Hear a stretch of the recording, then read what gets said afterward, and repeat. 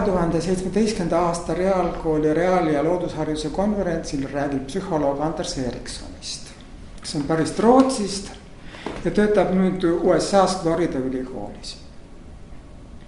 Räägin sellepärast, et teda on juba lapsest peale huvitanud see, kuidas inimesed muutuvad oma sooritustel paremaks või omandavad edukalt ekspertteadmised ning ta on sellele uuringutes jõudnud üsna kaugele. Ta on ka Cambridge'i kirjastuse vahendusel avaldanud raamatu ekspertteadmiste ja ekspertsoorituse kujunemisest. Küsimus peaks huvitama kõiki, isegi kui me ei ole kooliga seotud. Ja eriti see, milline teadus on selle taga, et kuidas saada kõige efektiivsemalt oma ekspertteadmiste ja oskuse taset tõsta. Ning mõte on ka selles, et see video aitaks Anders Ericssoni mõtteid konverentsi auditooriumist veidi kaugemale kanda. On teada, et Anders Ericsson oli kooli all väga tugev malemängija, kuid kord kaotades oma koolivennale oli ta sügavalt traumeeritud, sest ta oli alati võitnud. Ja siis ta hakkas küsimuse üle tõsisemalt huvi tundma. Ning tuleb välja, et seda huvi jätkus kogu eluks. Anders Ericsson on ka psühholoog, keda hariduse vallas me kuuleme üha tihedamalt ja tihedamalt. Eriti seoses ingliskeelse mõistega deliberate practice. Seda võiks eesti keelde tõlkida kui läbimõeldud või kaalutletud harjutamist või praktiseerimist. Mõiste on tegelikult juba laialt kasutusel näiteks tippspordis. Aga seal tõlgitakse see eesti keelde kui sihipärane harjutamine. Samas ei ole harjutamise sihipärasus ja pühendumine vähem tähtsate asjade arvalt ainukesed selle iseloomulikud jooned. Oluline on näiteks ka treeneri olemusolu. Spordis on see muidugi täiesti enesestmõistetav. Treener on see, kes valdab ekspertiisi, kuidas annet arendada. Ja harjutamine toimub loomulikult mugavustsoonist väljas. Ja selle tagajärjel inimene kohaneb uue tasakaaluseisundiga. Ja selle tagajärjel tema võimed kasvavad veelgi. Aga kui intensiivne harjutamine lõpetatakse, langeb inimene tagasi oma eelmisse madalamasse tasakaaluseisundisse. Kui kellegi õpitulemused on nõrgad, on tüüpiline soovitus, et õpi rohkem. Kuid rohkem õppimine ei tarvitse alati olla efektiivne. Näiteks rohkem korvpalli mängides me muutume küll paremateks pallimängijateks, kuid üsna aeglaselt. Palju kiirem on meie edasiliikumine sellisel juhul, kui me harjutame eraldi just neid võtteid, milles me oleme nõrgad. Ning ei tee seda mitte rühmatööna või publiku ees, vaid just omaette harjutades. Ja seame endale vaheeesmärke ja korrigeerime neid vastavalt oma saavutustele. Oluline muidugi ka mängimine, sest selle abil paneb mängima harjutamise tulemused reaalsesse konteksti ja sellest tulenevalt oskab treener anda soovitusi, milliste nõrkade kohtade viimistamisega tuleb nüüd tegeleda. Oskab seada uusi eesmärke, pakkuda välja uusi harjutuskomplekse ja see ongi see, mis teeb kokku läbimõeldud harjutamise. Mängimine annab mõtte harjutamisele. Ja harjutamine võib olla ebameeldiv, kuid selle ebameeldivuse järele tekib hiljem vajadus. Ja kui millegagi tõsisemalt tegelda. Näiteks olümpiamängudele pürgiv sportlane tunneb ennast väga halvasti, kui ei ole saanud mingi välise põhjuse tõttu mõni päev korralikult harjutada. Õpilane peaks ennast tundma halvasti, kui koolipäeval ei olnud võimalust teha vigu ja nendest õppida nii, et enesest kõik välja panna. Ning seejärel ehk ka kõvasti puhata, sest väsinuna treenimine ei ole efektiivne. Näiteks Anders Ericsson, kes uuris Berliini muusikaakadeemia 40 viiulitudengit, leidis, et mõned neist magasid isegi lõuna ajal, et õhtul veel täiepingega harjutada.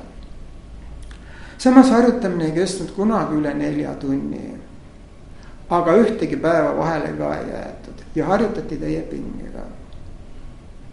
Anders Ericsson on sama lähenemist kasutanud ka lisaks tippmuusikutele kunstnike, teadlaste, arstide ja ajakirjanike maletajate uurimisele. kui neid samu ideid võiks kasutada koolisüsteemis erivajadustega õpilaste puhul eelkõige, kui me peame silmas andekaid õpilasi. Nende puhul peaks midagi tegema teistmoodi kui teiste puhul, kui me tahaksime, et nad jõuaksid rahvusvahelistel olümpiaadidel kõrgetele kohtadele. Aga erivajaduste hulka kuuluvad ju ka nõrgema poole õpilased ja nende puhul on nii, et peab silmas pidama, et nad omandavad need oskused, mis on elus toimetulekuks hädavajalikud.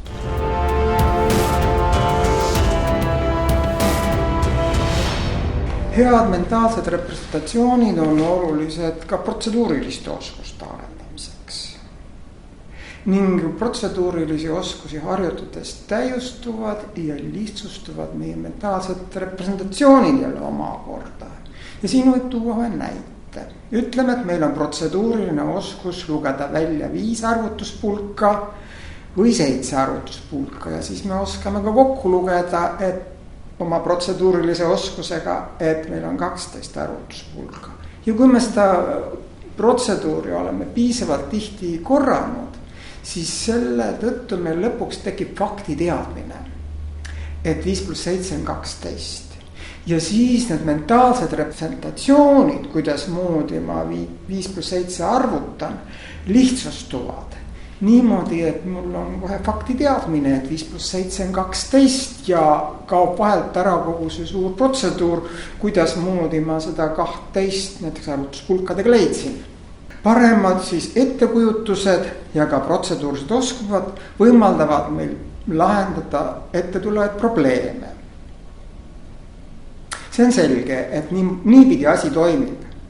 Kas aga vastupidi toimib, see tähendab, kas usina probleemide lahendamine on alati kõige otsesem tee ka ainealaste ettekujutuste täiustamiseks ja protseduuriliste oskuste harjutamiseks. Näiteks John Hattie kahtleb selles. Tugevamate õpilaste puhul võib see tõesti nii olla, aga nõrgemate õpilaste puhul on see küsitav. Vähemalt uuringud näitavad seda niimoodi. Õpilase peas olevad ainealased representatsioonid ehk siis ainealased ettekujutused võivad olla tegelikult sama olulised või isegi olulisemad kui vilumus nutitelefoniga probleeme lahendada. Samas väärib kindlasti kordamist Terje Hõimu viide Toomele Kikkase hiljutisele uurimusele, mille põhjal Eesti koolis harjutakse õpiku ülesannetele põhinevaid protseduurilisi oskusi. Ja samas ei anta endale aru, millega tegeldakse, seda ei mõtestata oma tegevust. Ja ei ole head ülevaadet põhimõistetest. Ja arusaadavalt tekitab see hiljem probleeme selliste probleemi ülesannete lahendamisel, mis ei ole õpiku ülesanded. Ja küsitakse isegi, kas riigieksamitel tohib küsida selliseid ülesandeid, mis on tunnis läbi lahendamata.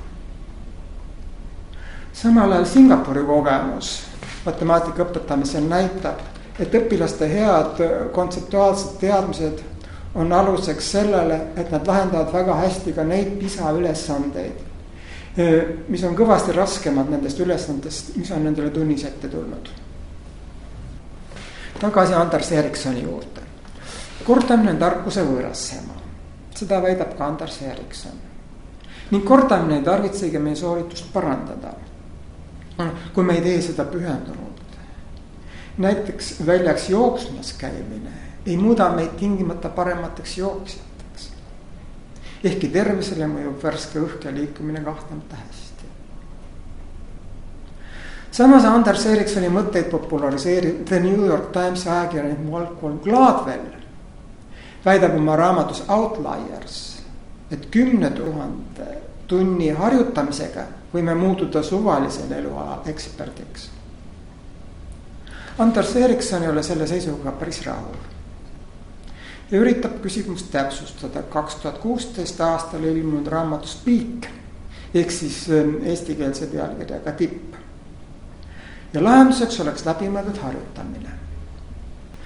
Samas on kordamine vajalik automaatsuse saavutamiseks. Automaatsus võimaldab töömälus jätta rohkem ruumi teistele asjadele, millega me probleeme lahendades opereerime. ja automaatsus on eelduseks ka flow tekkimiseks loomingulises protsessis. Kui me näiteks valdame tehnoloogiaseadmeid automaatsuse tasemel, siis ei koorma tehnoloogia kasutamine uute asjade õppimisel meie töömeelu üle, näiteks matemaatikas. Ja me suudame ikkagi hästi õppida. Ja tegelikult ka PISA tulemused näitavad seda, et mõnes riigis hakkab intensiivsem tehnoloogia kasutamine tulemustele kiiremini negatiivset mõju avaldama kui teistes riikides. Lõpuks peaksime kokkuvõttes pakkuma kohe hea näite, kus läbimõeldud harjutamine selgelt avaldub, et siis ürita seda ka muudel elualadel, näiteks koolis kasutada. Ja sellest kõige paremini sobib tegelikult muusikakooli individuaaltundide näide. Ja see näide on toodud ka Anders Ericssoni raamatus. Õppiline harjutab kodus iseseisvalt just talle välja valitud harjutusi ning läheb siis juhendajal neid ette mängima, et näidata, mida ta on saavutanud. Õpetaja annab tagasisidet ja pakub tulemuste põhjal õpilase uued harjutused, mis peaksid siis just konkreetselt tema mängustiili efektiivselt parandama.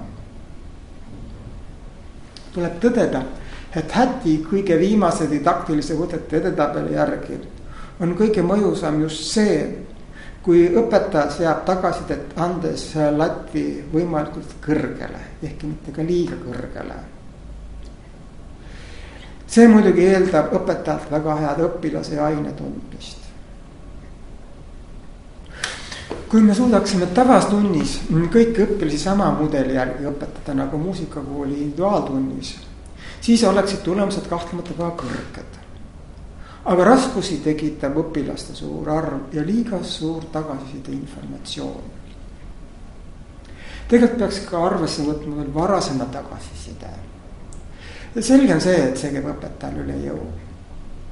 Kuid siin peaks appi tulema tehnoloogia. Tehnoloogia pakkuma õpilasele paremaks õppimiseks justkui eksoskeleti. Või on see siis eksoskelett õpetajale õpetamisel või mõlemale. Seega 4. tööstusrevolutsioon, mis selliste küsimustega tegeleb, võib tuua haridusse suuri muutusi. Viimasel ajal korratakse üsna tihti, et mitte kõige targemad, vaid kõige töötakamad on just need, kes jõuavad elus edasi. IQ määrab küll õpilaste puhul nende male mängimuse erinevuse, kuid mitte enam tippmängijate puhul. Nii et võib arvata, et kõrge IQ-ga maletajad on ilmselt jäänud loorberitele puhkama. Tippmaletajate puhul on ühe Briti uuringu põhjal tulemuse sõltuvus IQ-st lausa pöördvõrdelises sõltuvuses. Ehkki see ei tarvitse olla nii igal alal, nagu väidavad Ericssoni kriitikud. Geneetiliselt määratud füüsilistel ja psüühilistel eeldustel on siiski üsna suur mõju. Nii, et küsimus pole lõplikult lahendatud. Mida me siis ühele asjale pühendudes saame? Ericsson hoiatab meid ka liiga kitsa spetsialiseerumise eest, mis ei võimalda enam keskkondlikele muutustele reageerida. Kahtlemata toome ohvreid hetke heaolu arvelt, et saavutada hiljem suuremat rahulolu. Kuna tippeksperdiks on võimalik saada vaid ühel alal, kuid samal ajal teised uksed sulguvad, siis ei tarvitse olla mõeldav kõigi inimeste jaoks. Ericsson tunnistab ka ise, et ei ole midagi halba ka keskpärane olemises. Samas on tippu jõudmine võimalus, mida ei ole mõtet liiga kergekäeliselt käest ära anda. Juba üsna pikka aega on räägitud, et tulevikus on ilmselt enamus töökohti vaid tippekspertide jaoks. Ülejäänud töö teevad ära masinad. Seega väärib tippeksperdiks saamise võimus kindlasti tõsisemat tähelepanu.